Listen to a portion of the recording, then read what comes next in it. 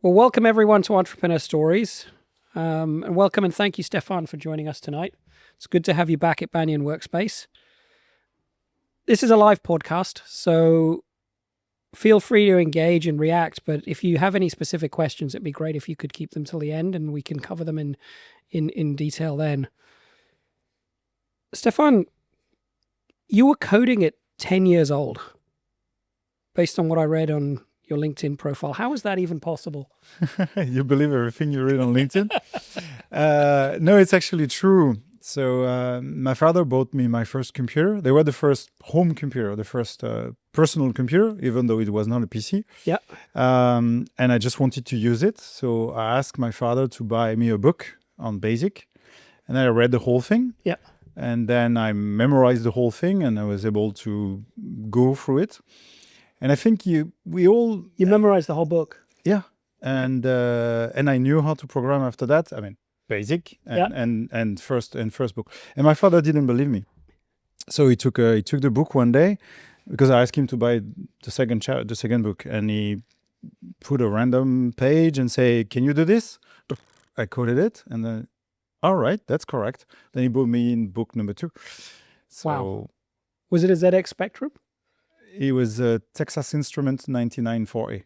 Ah, okay. Even before that. Even before the ZX Spectrum. Okay. Yes. So I actually printed out a picture of a ZX Spectrum thinking that it was going to be a ZX Spectrum because that's the first computer that I ever saw, which a lot of people in the audience and listening probably too young to remember. Yes. So we promoted tonight as a discussion with an AI expert. What has your journey been since you were 10 years old that kind of positions you as an expert in the field?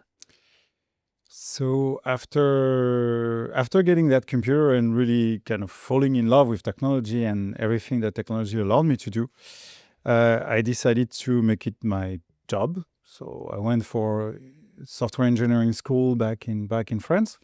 And in the last year of university, we had to make a choice of specialty. And I chose AI. Okay. So I got my degree in artificial intelligence in 1993. So that's it. We put a date there. So that gives me more than 30 years perspective into the field, looking into the various ups and downs. They call it the AI winter. So several times in the last 30 years, there was a time where most people didn't believe in AI, and then it came back again, and then fell out of fashion again. And now we're in I think now it's here for good. Now I don't think there's going to be an AI winter soon. It's hard to believe there was AI in 1993. What did that even look like? Actually, AI started, the concept of AI started in the 1950s. Okay. There's a guy that you may have heard of called Alan Turing. He's the one who really came out with this idea that machine could think one day, and he came out with the Turing test. All of this happened right after World War II. So when I studied AI, there were guys who were working on AI who were already dead. So we studied what they were doing. Wow. And then you had a corporate career before you founded System in Motion. Maybe talk a little bit about what you were doing there and then how System in Motion came about. I really want to hear about my corporate career. How boring it was and how much it pushed me to become an entrepreneur. Yeah, I did the same thing. But you were in IT, right? Before that, helping companies. Yeah. So you were inside companies and now you're helping companies. Yeah. So I was working inside banks, actually financial institutions. Okay. And I always consider myself to be the service of the bank and at the service of the people. So I was more of a internal service provider. So I thought to myself, maybe I can become an external service provider. But the key moment where I decided to be an entrepreneur is when I realized there must be a better way to manage people than the way it's done in corporates. Because I kept hearing the same sentences over and over again. I kept hearing, "Stéphane, slow down." I kept hearing, "Stéphane, you're too young for that." So I decided I'm going to create a company where these two sentences nobody will ever hear. Interesting. And so that's the birth of System in Motion. Pretty much. Yeah. And so what is the why behind System in Motion? I just told you. But that's for you and your employees. So in terms of the external market, what are you looking to provide to for the external market? We're translators. we translate technology into business and business into technology. This is really connecting these two worlds, because I see a lot of IT people that nobody understands except other IT people. So we didn't want to be that. We really want to be people who can explain technology, we can simplify it without making it too simple, and really unlock the potential and find real life application and real business application for technology. So throughout I would say the last 21 years, so throughout the various phases of development of system in motion, that has been the constant of connecting business technology and technology and business together. Okay. And AI is part of that whole technology offer. AI is the last product, the last iteration of that whole journey. I would say even latest. Maybe there will be more down the road, but it's really in that continuity. A lot of IT service provider, they also maintain their customer in ignorance. They drive power from, I know how to do this, and I'm using words that you don't understand. We never did that. So the education part also came very, very early on to educate customers. And in the past, we were doing it for free, and now we're getting paid for it. Okay. And since you got into AI in 1993, how has that developed? You said there'd been several winters. Yeah. Are there sort of key points or thresholds in the development of AI that you can speak to that sort of got us to where we are today? Yeah. From a technical point of view, it's really a continuum. It's really like one piece of research led to the next discovery, led to the next one. So if we take it from the industry point of view, from a technical point of view, it has really been a continuum. But from I would say a public perspective point of view, there are key events that make it shine again, and then other promise and under deliver. The first one was Deep Blue, when an AI became the world champion at chess. And what year was that? Do you remember? No, I don't remember. It was like the Kasparov, Karpov years. So the 90s probably. Yeah, probably in that time. Yeah. And then, if an AI, if a machine can win at chess, then it's going to replace us in 10 years. It's going to be sentient in 10 years. And it didn't. And then the kind of AI, the negative part was like, they beat humans at chess, but they will never, ever beat humans at Go. And they did. And there was the next wave. They beat the world Go champion, and then way beyond that, developing new strategies that humans never thought about. Okay, if they beat the human at Go, that means in 10 years it's going to be sentient. And it didn't. And then GPT came out, and they're like, and now the whole industry is promising what they call now AGI, artificial general intelligence, for 10 years down the road. But they won't. They won't? No, it's been a promise for the last 70 years. Okay. And it never came true. Okay, so let's come back to that. But let me ask you, so beyond what we see every day, chatbots, autonomous vehicles, predicted text, social media and Google algorithms and all the large language models that we're all using, where are we now, and what are most of us not aware of that is happening behind the scenes, or that we should be looking to use ourselves? I don't know if you really need to understand how the AI industry is working to use it. That's the beauty of this. That the beauty of this new generation of AI is like you can use it without being technical, without any technical knowledge, just by prompting in English, Dutch, French, Spanish, Italian, whatever language. This is really the first time that those are totally applicable for everybody in any industry. As long as you use a widely known language, you can manipulate and you can get benefit from it. So that need for technical understanding of what's underlying has completely disappeared. The same way you can drive a car without knowing how to repair a car or build a car or even how it works internally. Right? Yeah. So you don't need to understand what the AI industry is doing. What the AI industry is doing is competing against each other, investing other people's money. So billions of dollars are being invested. A lot of the VC money has shifted from metaverse, blockchain, NFT. Now everything is going into AI. So it's a lot of money for a lot of research. Of course, as any research and development, a lot is wasted as well and ends up in dead ends. But a lot has produced very, very good results, and they continue to produce very, very good results. What you're maybe not aware of is that there's a huge craving for data to train the model, to train the next version of model. It sounds like, and this is a bit blurry because even the industry on that side is not very, very clean. It sounds like they've used everything they could put their hands on. Like even these books behind us, everything they could find, they put into the model. And one of the way they can make the model better is to find new data that sort of doesn't exist or steal it, which seems to be the case. There are some muddy stories over there where they need all this data to continue and advance. And that's to sort of, I guess, everyone's competing with everyone else Yeah. to find those new sources of data to have that competitive edge. And some of those companies, so you probably will recognize them, they have their own data that users have willingly given to them. So Meta has all the Facebook data, Google has all the search data and all the internet data, and all the YouTube data, and they've been using it left and right. Yeah. It's an interesting question because, as you say, Google had data, Facebook had data, Meta had data. But then you have ChatGPT, Perplexity, DeepSeek, all of these guys. Where do they get the data from? The guys who had the data seem to have not become the major players in this space. Can I say that? So the whole internet, I mean, they seemingly scraped the whole internet. It took them a little bit of time. And you have to remember what OpenAI did in like 15 months ago. They released GPT 3.5 for free. And they got 400 million users, daily users on the application. That's a lot of data. So that's how they got all this data, and that's how they made GPT-4. They got you to work for free, and me as well, and everybody here in this room probably.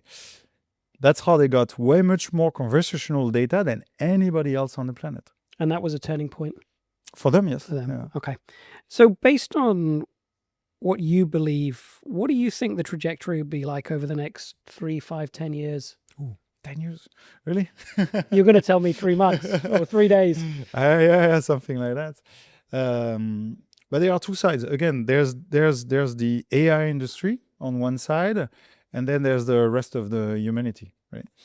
So for rest of humanity, we are still at a point where most people have just scraped the surface, and some are making mistakes and using a text model as a search model and vice versa. So there's still a lot of education to do. I mean, we are really a lot of people are. I don't want to say misuse, but they are not using the AI with all the potential that is there at the tip of their fingers. So I would say education, discovery, and this education has to come from communities. So like I teach you, you teach Amy, and teach Ali, and then everybody learning together as community. So these learning community have to emerge so that the level of understanding and craft and skill is raising overall. So that's for rest of humanity. And because the models are coming in so fast, the need for adjustment and reskilling is constant. So these communities, so we have to learn and continuous upward upskilling will somehow never stop. So that's for all of us here, unless anybody is from the AI industry. For the AI industry, so again, some are really shooting for artificial general intelligence, and they won't get there. That's my prediction. You asked me for a prediction, so that's my prediction. Many people will disagree with that, but I think it's like the speed of light. They will get closer to it, but they will never reach it. There was an article that was shared in one of our communities today. I think it was Stanford or no, Carnegie Mellon. They did a study. They put a bunch of AI and they said, okay, these AIs are going to run a company, because this is one of the use cases that people are saying, like, there would be companies with only AI. They say, okay, let's test it in a the first $100 billion company with one person. I keep hearing this. There's going to be a $100 billion company with one person. So that company just got bankrupt in a couple of hours. Okay. They just like, they didn't perform. They underperform in a way that they've never seen before. So when the AI industry is coming with all those hype and like this is going to happen, the no human $1 billion company. But when people who use scientific method to actually test it, first-hand experience, which is also my motto, it doesn't work, and it's never going to work. Yeah. So these companies who are shooting for AGI, they're going to fail. They're just going to burn money up to a point where, and OpenAI, one of them, I think they will be in trouble at one point. There's a size of check that nobody can sign, and they seem to be in that endless trajectory. So at one point, nobody will be able to sign that check. That's again my prediction. And then there are other companies where I will say more humble, modest, so Anthropic, Mistral. And there are companies that are way much more pragmatic, like Alibaba and DeepSeek. They just want something that works. And something that works a little bit better. And then they just want to give tools for the rest of humanity to use. They don't have that grand schema of doing something that is virtually impossible. Just make everyone's lives easier. Yeah, sure. Yeah. So let's move on to business. What do solopreneurs and small businesses need to be thinking about so that we all stay relevant, we stay competitive, we optimize efficiency? And perhaps you can share a tool you've seen a small business adopt that's really moved the needle for them. So in my experience, solopreneurs are the ones that are ahead of the curve already. Okay. If you compare a solopreneur and the average employee in the average corporate, the solopreneur has already embraced AI. Again, they may not be using it as at the top of the capability of the tool, knowing that I don't even know what are the capability of the tools. I started to test AI agents. I tested Manus. My only conclusion testing it is I didn't find the borders yet. I'm still exploring, and I think I'm going to still be exploring for the next month. So which one's that you talked about? Manus. And what does that do? It's not a large language model. So it's an AI agent. So it's multimodal. Okay. It is able to activate different kinds of model for different kind of tasks. So it's able to perform like tasks for 15, 20 minutes, doing a planning, and then going down its to-do list. So it's a different kind of animal. It's kind of like not much more complicated. Actually, it's quite simple. And again, there are virtually infinite possibilities. So solopreneurs have this unique ability of testing things, breaking things as entrepreneurs. And this is really the mindset to go into those AIs, because you're not gonna break anything. You're just gonna try something and it doesn't work. You wasted 5 minutes and half $1 maybe, and then you go and try and figure it out. So go and explore and connect themselves, because again, I have that feeling that everybody's trying to learn by themselves. It's trying to figure out things by themselves, trying to read things. That's why that idea of community of learning, I think, will really be the key for these solopreneurs to go and upskill themselves.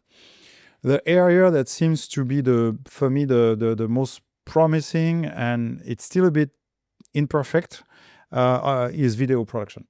Mm-hmm. What can be done with video production is just amazing. Image is one, and it's getting better and better. But video, we kind of broke the third dimension, the time.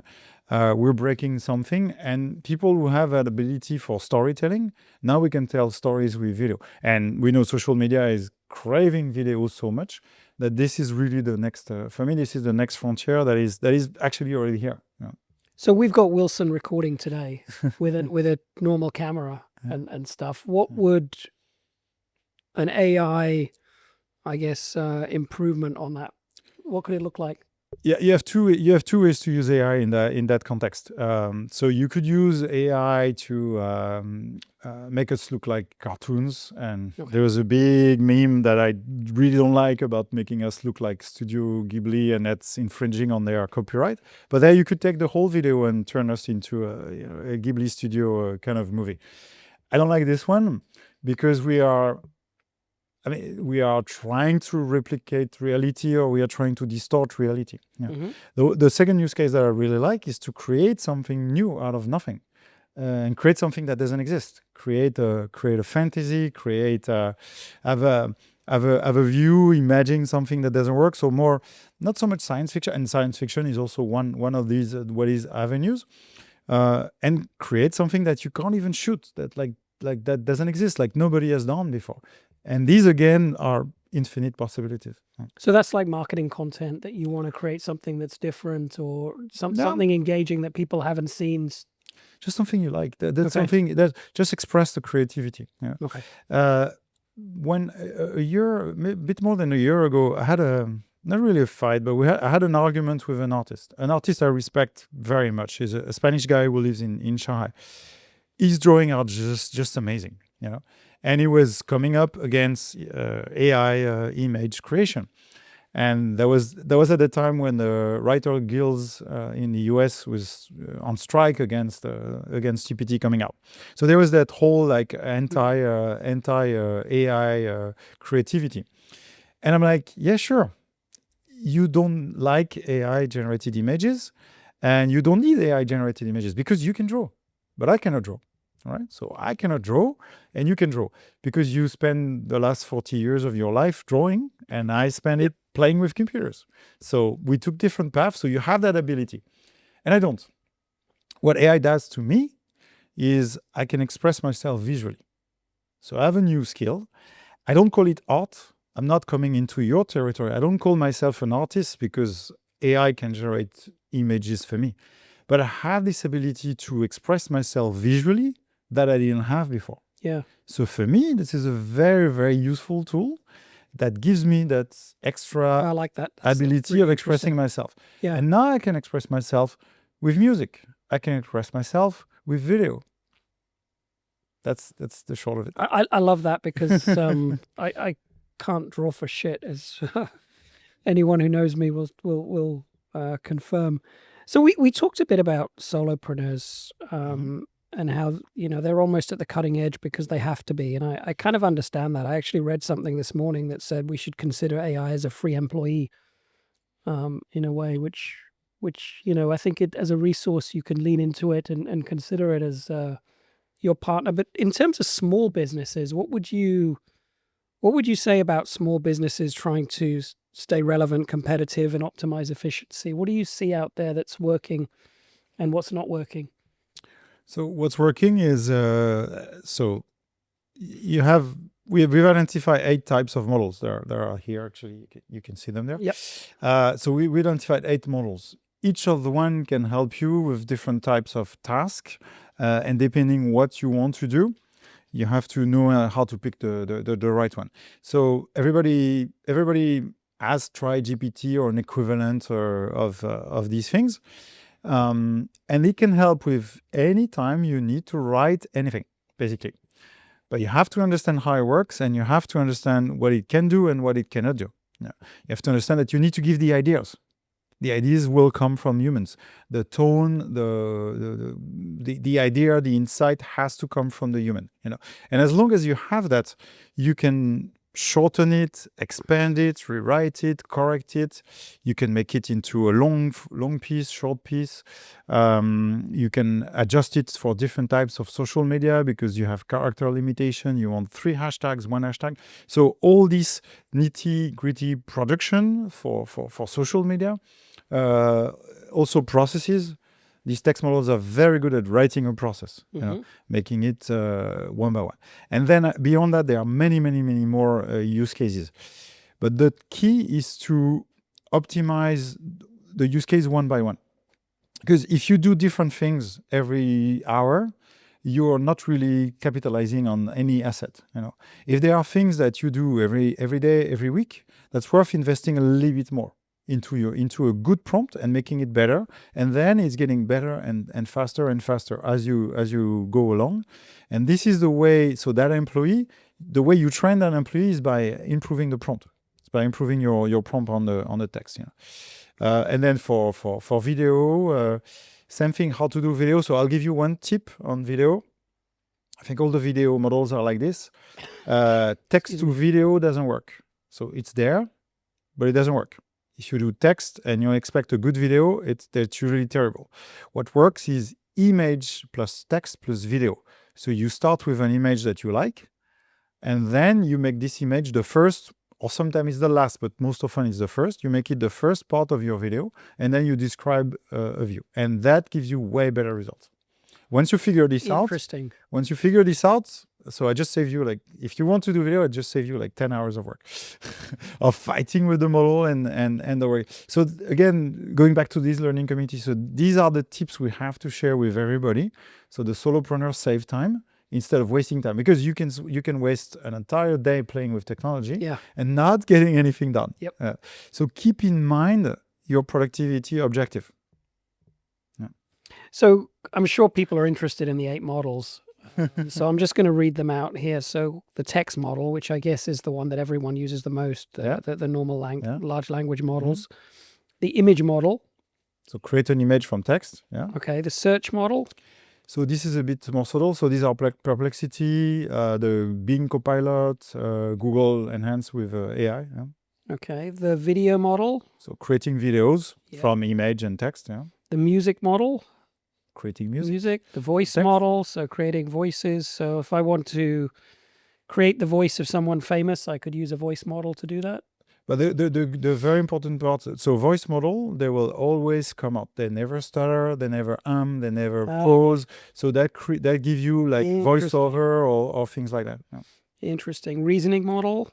So this is the second generation of the text model. So they are the DeepSeek R1, the OpenAI O1, O3, Claude 2.7 Sonnet. So these one, they can resolve more complex tasks where they go first through a reasoning. So the model will write a lot of text just to prepare the answer and then give you the answer at the end. So it can go with more complex thinking. And they also work with multiple constraints problems resolution. So if you give different constraints, a text model will try to fit the first one. Then when they try to fit the second one, they will forget the first one, and so on. A reasoning model will always go back and find a solution that can be multi-criteria. Interesting. And then the AI agent. They are the all powerful that are using different models, creating a task list and giving you amazing results. Okay. So when I said that you could consider AI as a free employee, you didn't seem to agree with that. Any reason? So number one, it's not free. Okay. It's not free. And actually, it's one of the things I'm doing now with when I do a use case on Manus, I calculate the cost per hour. So there's a cost. So I know how much I'm paying every month. I know how many credits it gives to me. And every time I do that ratio, it goes from $1 to 2 hours per hour, which is low, but it's not free. And I don't want to consider it free because I don't want to use it for frivolous stuff. I want to use it for serious stuff. And the same way that a solopreneur has to value their own time, and they value their own money. Usually money they value, but they also need to value their own time. So if I need to spend 2 hours to get the AI to do something in 2 minutes that I could have done in 5 minutes, that's also not a good equation. And it's not an employee, because an employee is more than somebody that does a task. And AI is there to do a task. So it could be a complex task, it could be a long task, but the human relationship and the relationship with employee, even outsourcing, even freelancers, there's way much more than just you do this, then you do this, then you do this, then you do this, right? It has to go beyond that. And in most organizations, it goes beyond that. So my assumption is, and people in the room may agree or disagree, and I'm happy to hear that, but my assumption is that most of us in this room are using one large language model or another, and that a lot of us are probably using the free versions. So when you say it's not free, my head kind of goes to, what am I missing? What should I be paying for?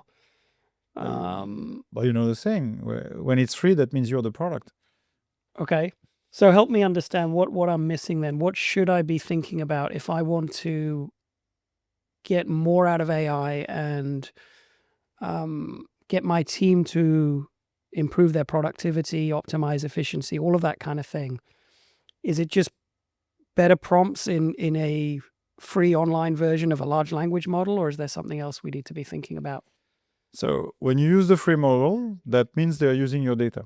Okay. That means everything you give to them will be part of the next training of the model because they are so hungry. We already discussed that. Yep. They're so hungry for data. Yep. So there's no way in hell they're not going to use all your data.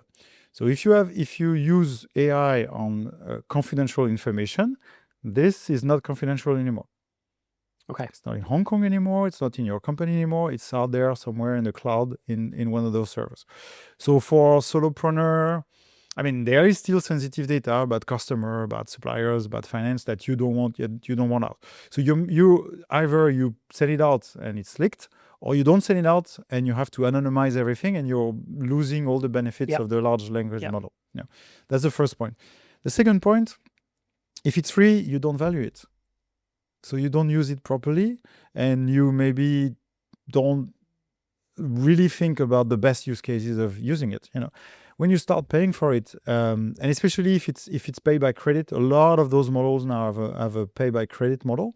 Then you see how many credits it takes, and you're like, okay, I can do it myself. They've been reported. Sam Altman, I think it was last week, he said, you guys saying please and thank you to OpenAI cost me billions of dollars, right? Yeah.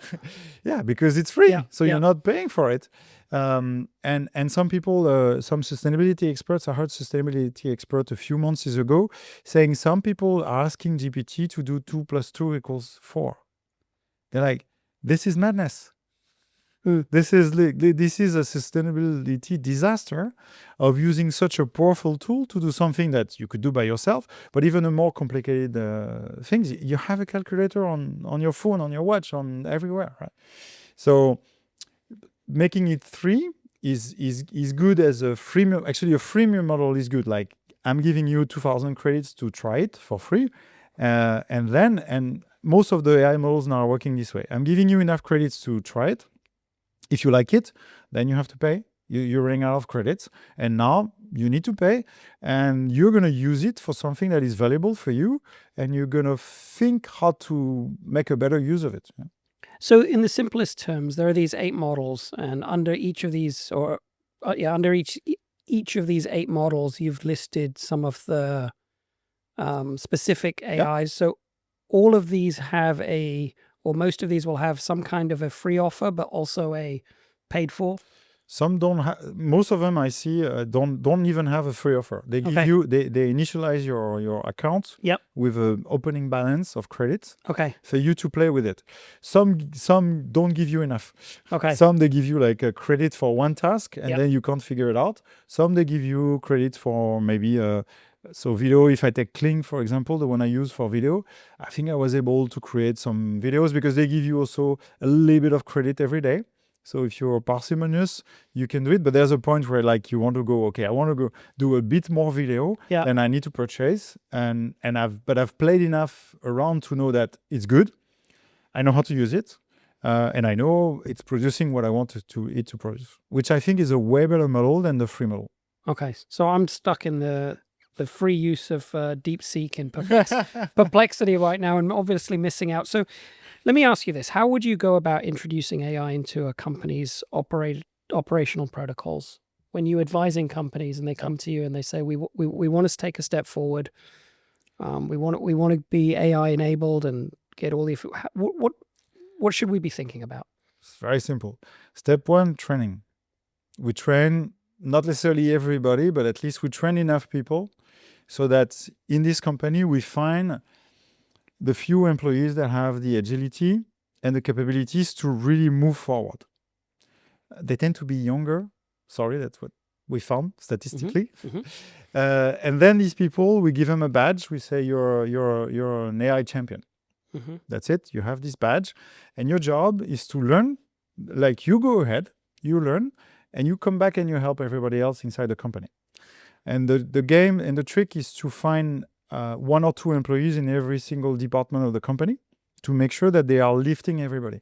Because when they're training their colleagues, so they say let's say the finance department, so the 1 or 2 champions in the finance department, they're going to train their colleagues into this is how you can use it today. And they will use financial knowledge, and they are their peers.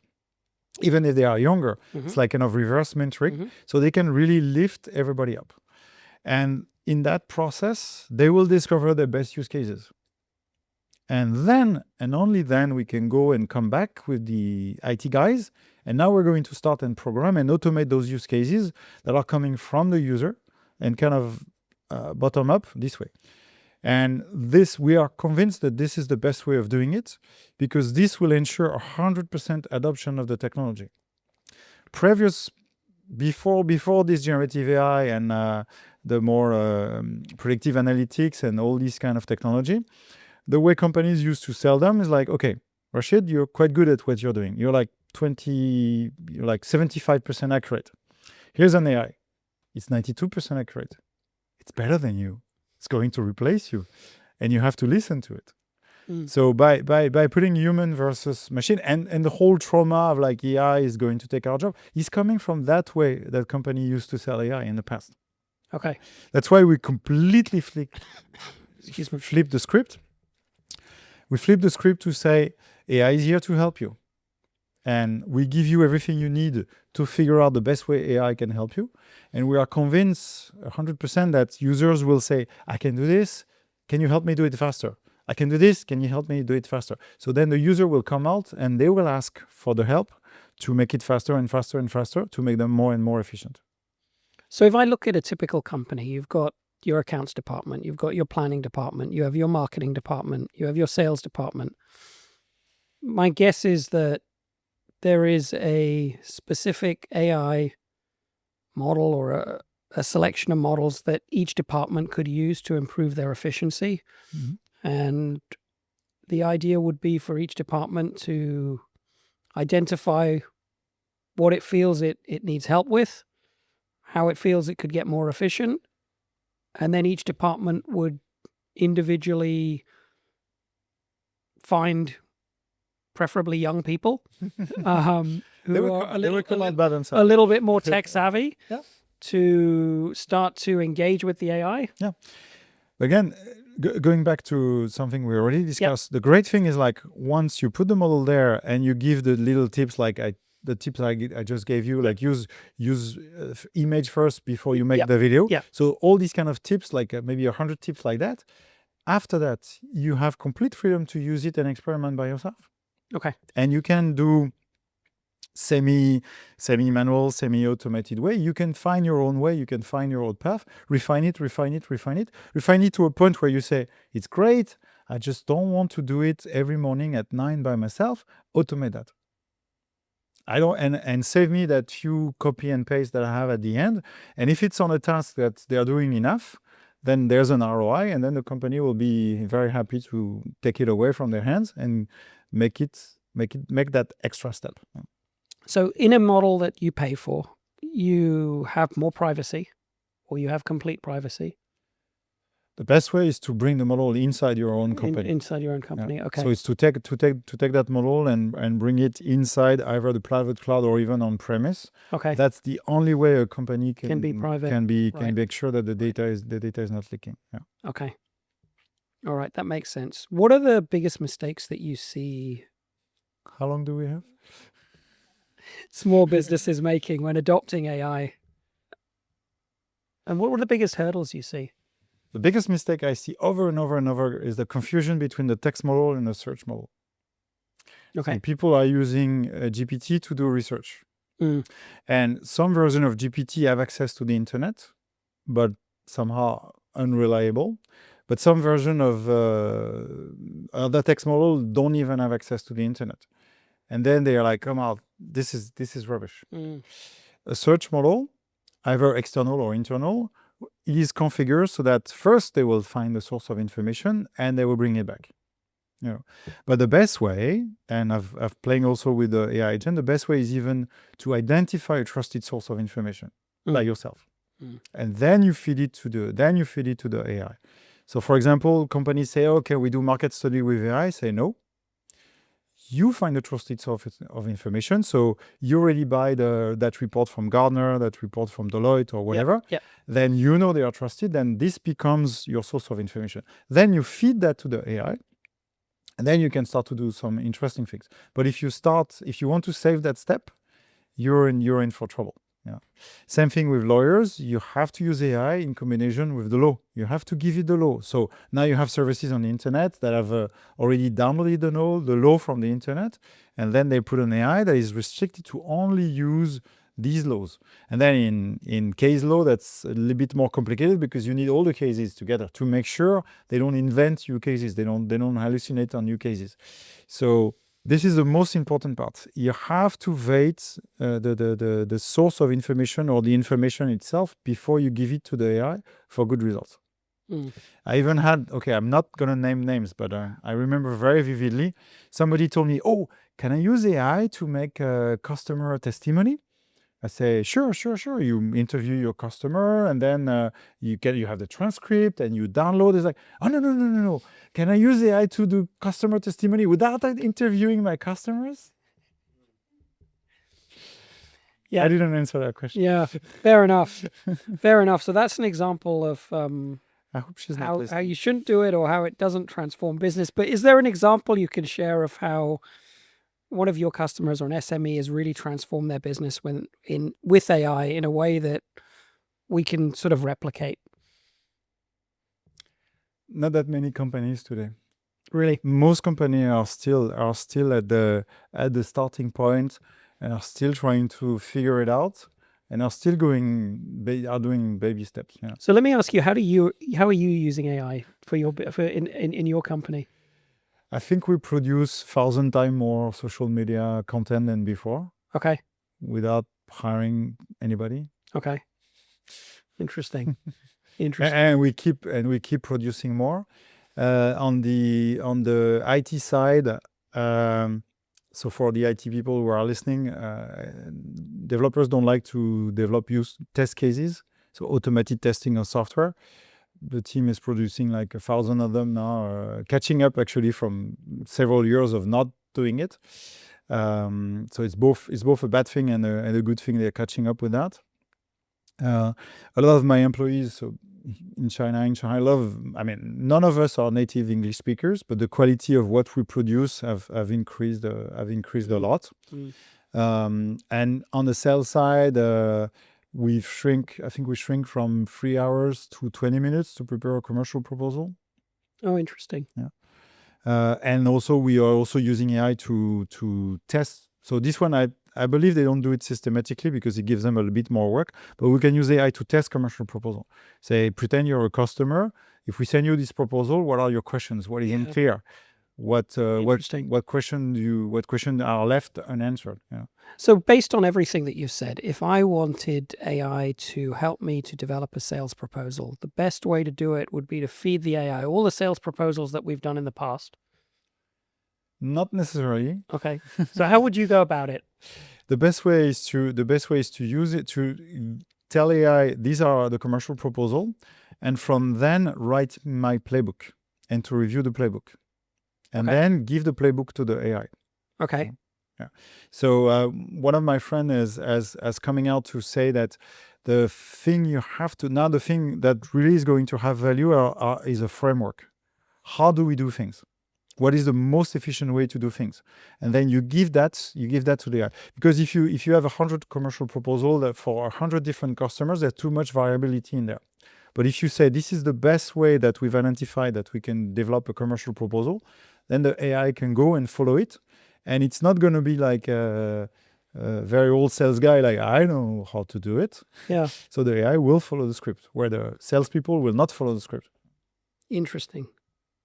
So if I'm a knowledge worker, and I know from reading some of your posts that you don't feel AI will replace knowledge workers. Yep. Why and what caveats would you put around this? Human at the start, human at the finish. So whenever you use AI, you want a human at the start. You want a human, and you need a human at the start. Actually, if you don't type anything, the AI doesn't do anything, right? So it just sits there. Okay. So you need a human to have an insight, to have an idea, to have a purpose, want to do something. And this is still coming, as far as I know, this is still coming from humans, and you need a human at the finish because these AIs, they are like 80% accurate. 80% sounds high. That means 1 out of 5 times it's wrong. And one out of 5 times when you ask it to correct it, it makes it making it worse. So you need a human at the end to say, yes, this is what I wanted, or no, that's not what I want. So And even for the simplest, most repetitive tasks, you don't think yes, they will be replaced? as your prompt is getting better and better and better, you may increase the accuracy to 90%. And again, if you date the source of information and you invest in a good prompt, I'll say you can get higher accuracy, but I don't think you can get to 100%.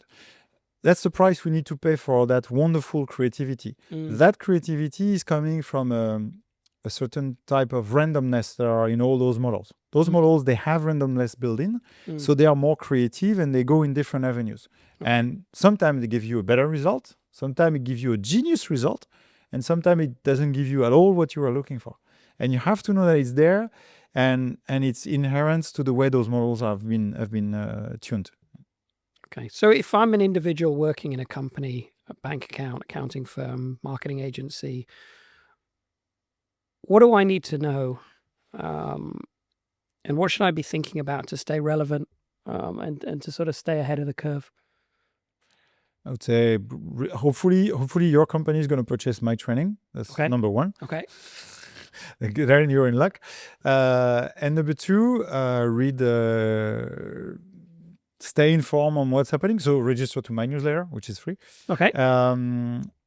But stay with it and connect yourself with other people. Again, we have these things we have to learn together, because you're gonna have an idea, I'm gonna have an idea, somebody else is gonna have an idea, and these things needs to be shared.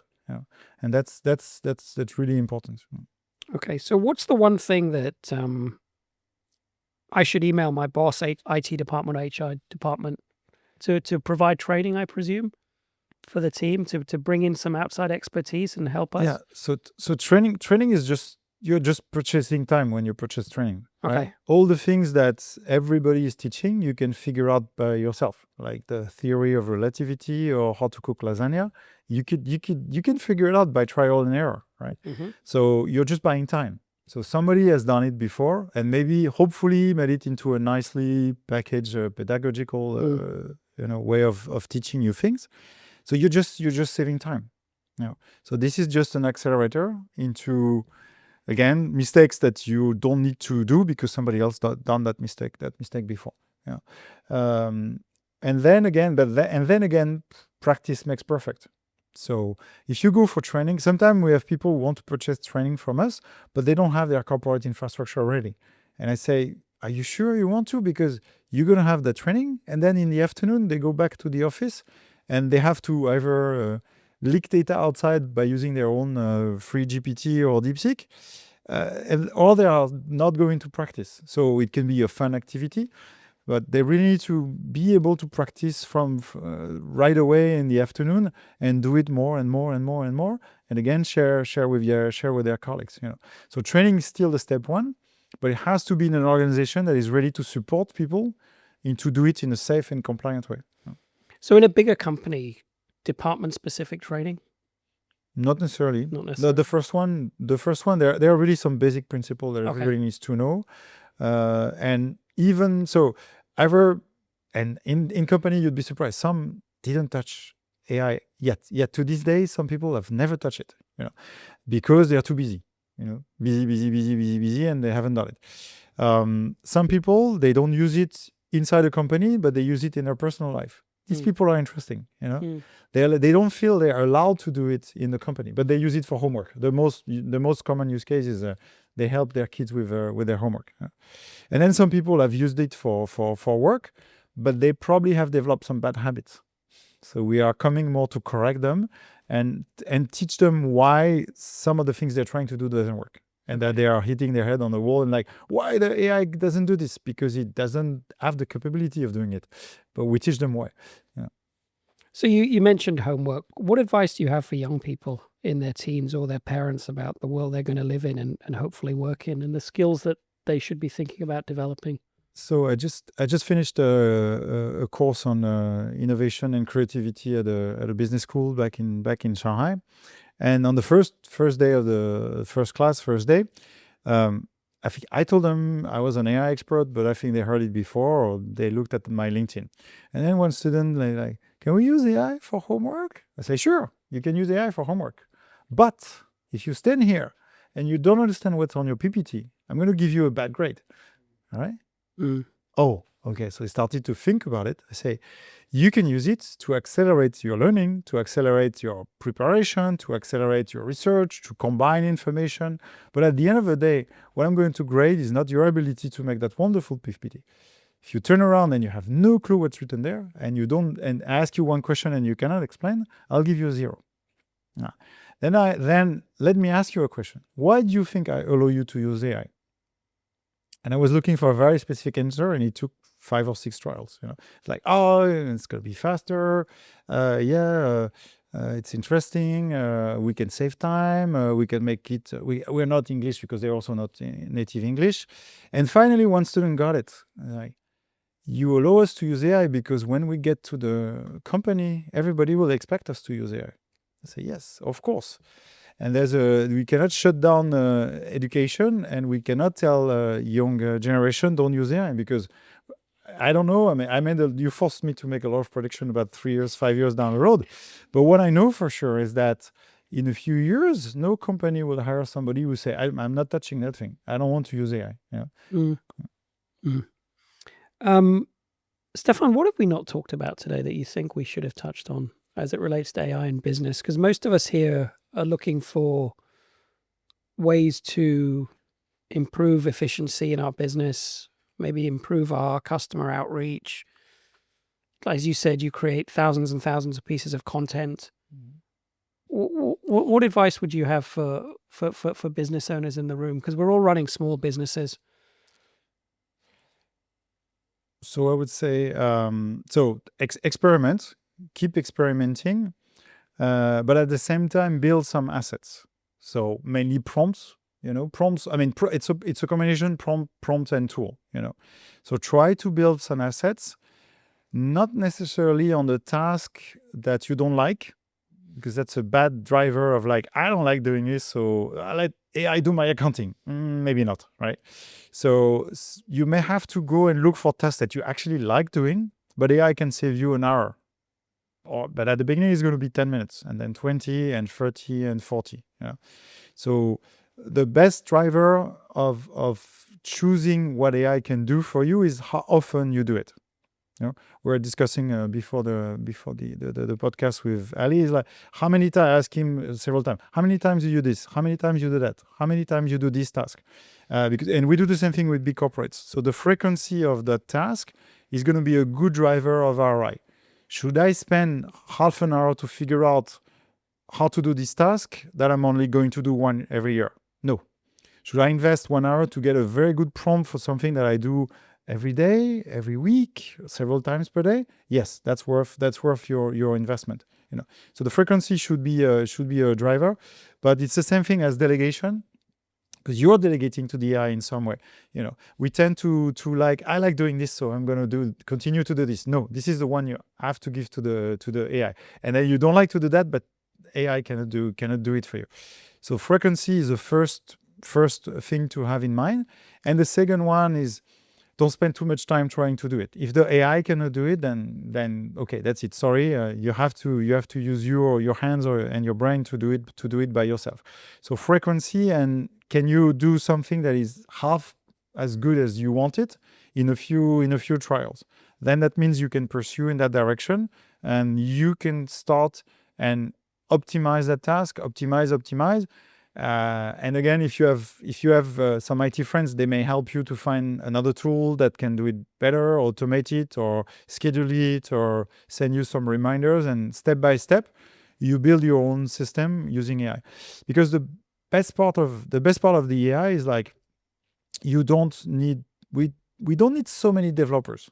But of course, with the augmentation of AI, they need more developers. So we don't need developers because you can give orders to the machine directly.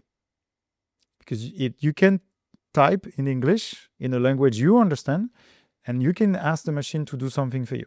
In the past, when you needed the machine to do something for you, you had to talk to a developer, and you had to explain what you wanted the developer to do, and they had to develop a software. and they put some bugs in it, and they understood only half of what you told them. And they came back and they say, you need to test it. Like, why do I need to test it? Yeah. So all these steps back and forth needed people like me to translate your business requirements into a software and compile it and give it back to you. We've eliminated all of that. Now you can give order directly to the machine, and the machine is going to do it for you. So this is a wonderful opportunity that you need to take advantage. But have in mind that you're talking to a machine, and that the way you give that order has to be structured. We call it the AI language. We say the AI learned our languages. Now we need to learn the AI language. The AI language is how do you structure a prompt that is clear, unambiguous, has all the context in it, so that the machine will do exactly what you want it to do. Once you have that mindset, maybe it's a shift of mindset from, like, I'm chatting with GPT because it's called ChatGPT. I can't blame them, right? This is a machine. I'm here to execute a task. I want this task to be executed faster, better quality. How do I do it?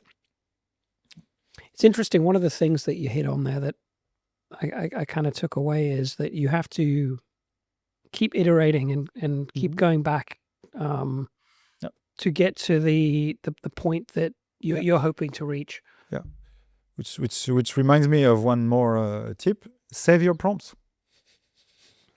When you have a prompt that gives you good results, save it somewhere. So either and don't save it inside GPT, because maybe OpenAI will go bankrupt next week. I don't know. I don't have insider tips. That's not an investment tip. But save it outside. Yeah. Put it in your Notion, in a OneNote or somewhere. Have it there. Send it to a friend or your colleague. And next week when you do it, you're like, oh, by the way, maybe it can do this second thing at the same time and save you time. And then your prompt is doing one more step or getting you further. Or sometimes there's this issue that you have, so you modify the prompt so it doesn't happen anymore. It's like negative or positive reinforcement. Interesting. I wanted to throw it open to the audience, because I'm sure some of you guys have questions for Stéphane while he's here. Much for organizing again a wonderful evening, and thank you, Stéphane. So a question I have is, what excites you about AI in the coming years, and what scares you about AI in the coming years? So nothing scares me because I'm friend with AI. So, and because I have a deeper understanding of how it works, and again, and as I explained at the beginning, because I'm convinced AI will not replace us. All the companies that have tried to replace human with AI have failed, and had to pull back. So there were a lot of failure cases and very few success cases. So I'm not scared. I'm not scared of AI. There's maybe an issue. There's an issue with sustainability that needs to be addressed. So the models need to become smaller on one side, so they consume less electricity, less water, less everything. But it's also education. It's also the education piece. Again, we have to teach people: don't go for GPT for simple calculation. Don't go for GPT for things that you can do by yourself, or there are better tools than GPT. So this is a concern about on sustainability. It seems that people are working on that. What excites me? Well, everything. Everything. Anytime there's a new model and I see that the images look better, I see that we have more capabilities on the video side, I see new ways that it can help me, and I go and I take my backpack and I explore new use cases. All of this excites me. Absolutely, 100% of it. So yeah, it's interesting because I heard that. Did you hear that the Shopify CEO a few weeks ago said that anyone wanting to hire would need to justify why AI cannot do the job before he would allow them to hire? I think this is a wrong turn of phrase. Okay. I think it's a wrong turn of phrase. It's like, I think he's probably saying, if you need a new team member in your team, you have to justify that you as a team cannot get the same productivity, cannot have done all the productivity improvement you can do. Okay. And it makes too long of a quote, right? Yeah, fair enough. Fair enough. And you won't be cited. But that's my answer. I'm Yeah, not the CEO you're of not sure. Shopify. Yeah. As a CEO of System in Motion, that would be my answer, and that's the way I see it. Okay. And somehow, I mean, if you compare what I said and what he said, you reach somehow the same The same conclusion. place. Yeah. You reach the same Absolutely. conclusion. Yeah. But it's a Absolutely. different way of looking at it. Yeah. Okay. As I'm like an ex-technology teacher, and we started to teach AI for the teachers initially to help them with their workflow. But there was something you said about framework. In terms of teaching the students, because this is going to be a skill they're going to need in the future for the new jobs that kind of are created, what should we be teaching them to do in the classroom or like, in that setting? But first of all, you shouldn't teach anything in the classroom. You should help them to learn. The teaching should be all online and should be done by the best expert in every field. So you shouldn't be teaching. You should be empowering them in the classroom. Facilitating, yeah. So you should facilitate, but also you should question them and get them to question you back. I'm going to answer another question that I often get asked is like, what is the most important skill in this AI time? It's critical thinking. It's critical thinking where you get the AI and maybe you trick them a little bit. You push them in a direction where the AI is going to give them a wrong answer. And it's very easy, actually. And then you get them to look at the answer. And so a lot of adults get fooled by that because it's so well written that a lot of adults get fooled by how nicely it's done, those fancy words, etc., etc. And it's totally wrong. And AI has this capability of generating something that is wrong and very well written. And kids need to understand that. And same thing with images and video, get them to generate a deepfake, and like see, okay, do you believe in what you've created? But you created it. You were part of creating it. And you put the wrong information to get it to create it this way. And I think it can be pretty fun. So playing with that critical thinking is going to be extremely, extremely, extremely important. Because more and more you see news and you're like, okay, is that right? Does it make sense? Does it make sense from my view of the world? Who has to gain from this information, being right or being wrong? And this is going to be extremely, extremely important. Thank you. So mine is, I wanted to know, when it comes to writing of good prompts, what would you advise? My advice is to follow a good structure. So this is the structure that we teach in our AI training. Is to always have these 4 elements in a prompt. So the first one is a role. You have to think what skills, what position, what kind of human you would hire for a job, and always specify that role because it will change completely the way the AI is going to reply. Okay. Yeah. The second one is to give the AI enough context. So when you open a new conversation, so there are some GPT with long-term memory. So if you use those professional GPT, they will remember who you are. They remember all the tasks you've done before. But this is also dangerous because maybe you've used it for personal tasks, for different jobs, or if you're a freelancer and you have different customers, that GPT also may get confused. So I prefer to have a GPT with no long-term memory. I open it for a task and I will give it exactly everything it needs to complete the task. This is what we call context. And then you have format. So when you want the output, you have to decide what am I going to use this information for? Is it going to be an email? Then you ask for an email. Do I just want 5 bullet points for my PPT? Okay, I'm just asking for 5 bullet points. I need 10,000 words. I ask for 10,000. 200.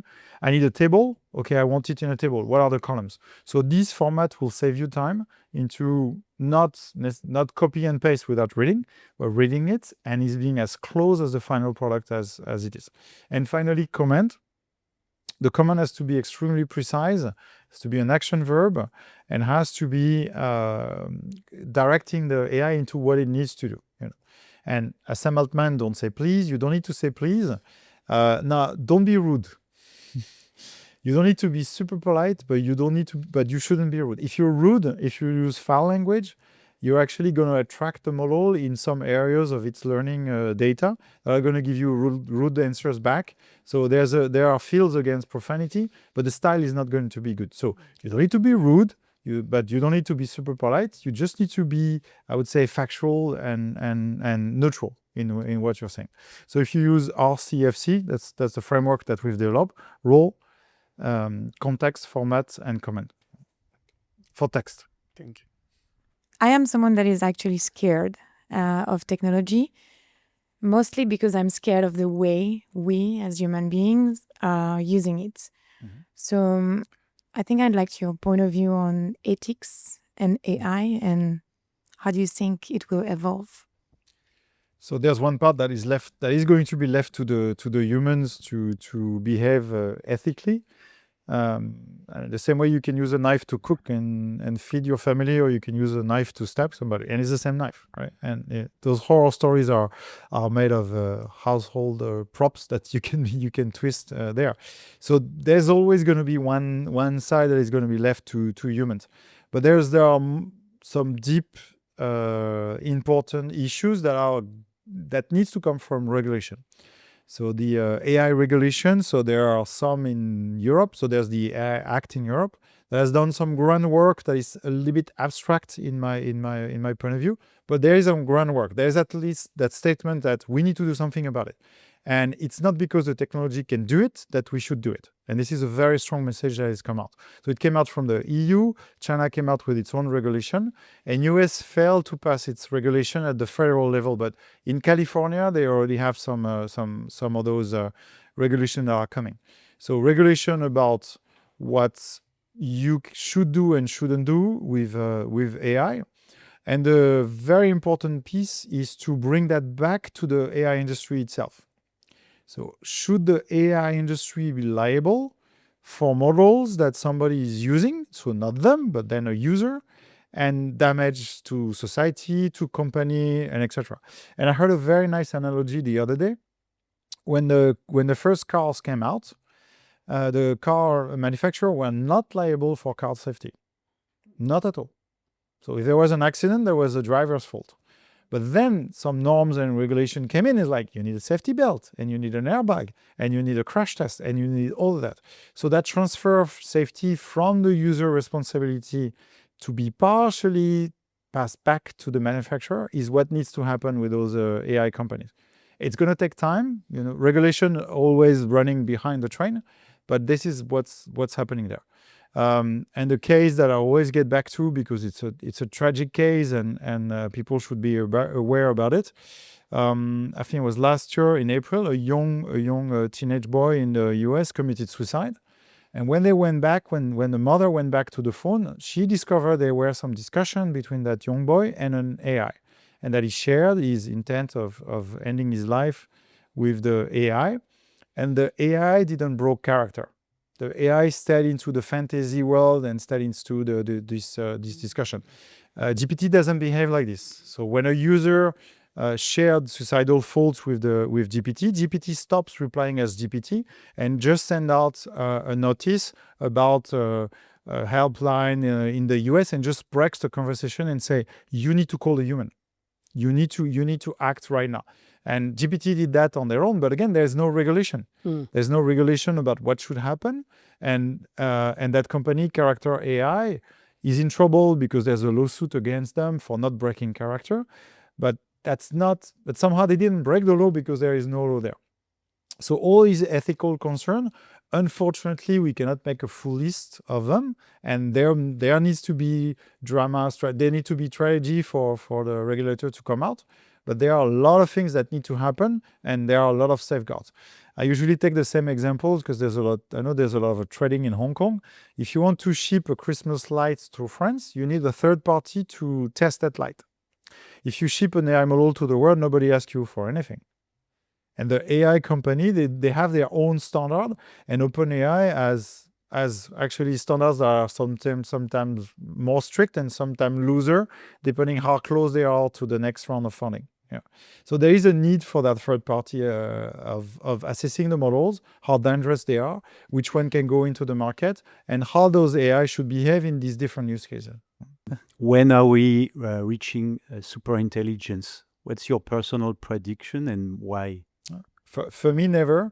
In the sense of an intelligence that really behaves like a human, like have the same level of interaction, and that you will not be able to differentiate between AI and a human. For me, never. there are different thoughts, there are different routes of thoughts. Some people say, oh, it's never going to happen except if you embody the AI. So robots with AI, they will behave like us, they will experience the world, they will have like access to more information, but I don't think it will be the same.